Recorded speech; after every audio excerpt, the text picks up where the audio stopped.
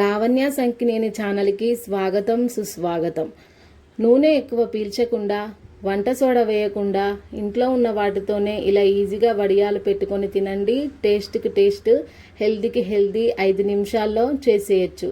ముందుగా మా ఛానల్ని సబ్స్క్రైబ్ చేసుకోండి, లైక్ చేయండి, షేర్ చేయండి, గంట సింబల్ కొట్టడం మర్చిపోకండి. వీడియోని మాత్రం ఎండ్ వరకు చూడండి, అప్పుడే ప్రాసెస్ అర్థమవుతుంది. 1 గ్లాసు బియ్యపిండి తీసుకొని అందులోకి 2 గ్లాసులన్నర వాటర్ తీసుకొని ఉండలు లేకుండా పిండిని ఇలా కలుపుకొని పక్కకు పెట్టుకోవాలి.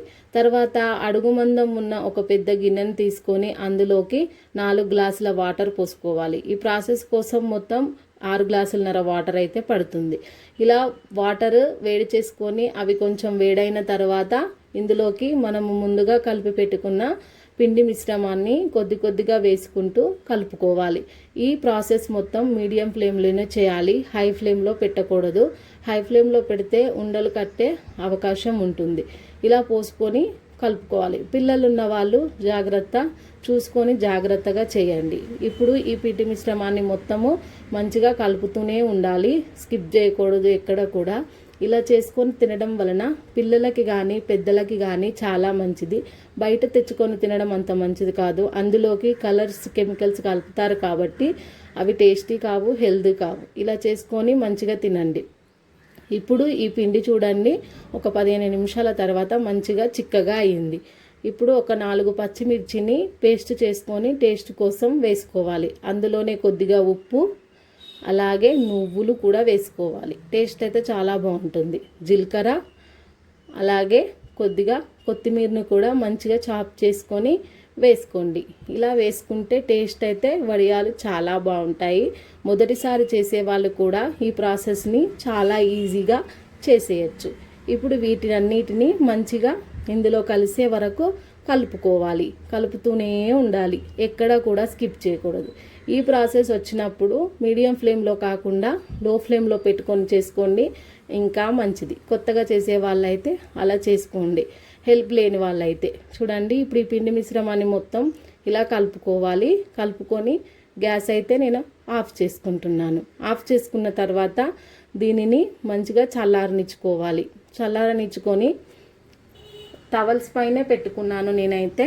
ప్రాసెస్ అంతా కరెక్టే జరిగింది. లాస్ట్ వరకు చూడండి, అసలు వచ్చాయా రాలేదా అనేది ఒక ట్విస్ట్ ఉంటుందన్నమాట.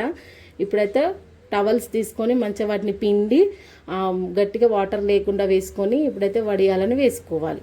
ప్రాసెస్ మొత్తం కరెక్టే చేశాను, కానీ మిస్టేక్ ఎక్కడ అయిందో తెలియదు. కానీ ఒక పెద్ద టెస్ట్ అయితే ఉంది. వీడియోని మాత్రం ఎండ్ వరకు చూడండి.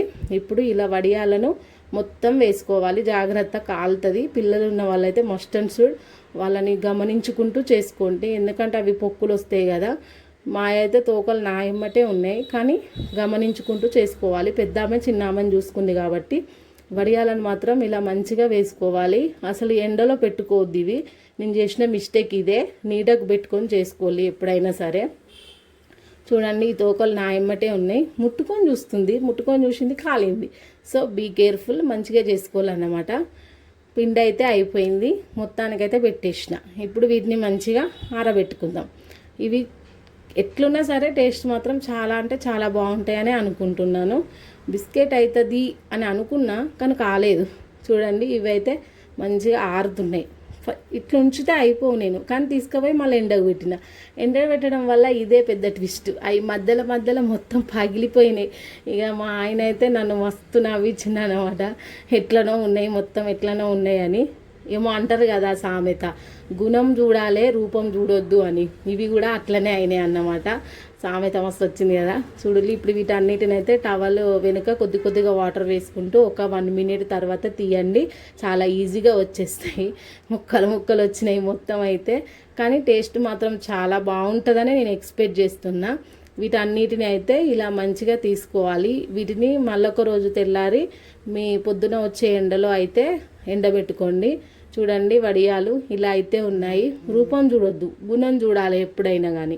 చాలా బాగున్నాయి అసలు వడియాలు అయితే. చూడండి, ఇట్లా పొడిగా మనం అక్కటుకులు ఉంటాయి చూసినలా, సేమ్ అట్లనే ఉన్నాయి. ఇప్పుడు ఒక గిన్నె పెట్టుకొని ఆయిల్ పోసుకున్న, తక్కువ నూనె పోసుకున్నా, ఎక్కువ వడియాలు ఎంపుకున్నా. చూడండి, నూనె కూడా ఎక్కువ పీల్చవు. ఇప్పుడైతే మంచిగా నూనె పోసుకొని అయితే వేయించుకుంటున్నా. చూడండి, మంచిగా అయితే వేగినాయి. టేస్ట్ అయితే సూపర్ ఉన్నాయి.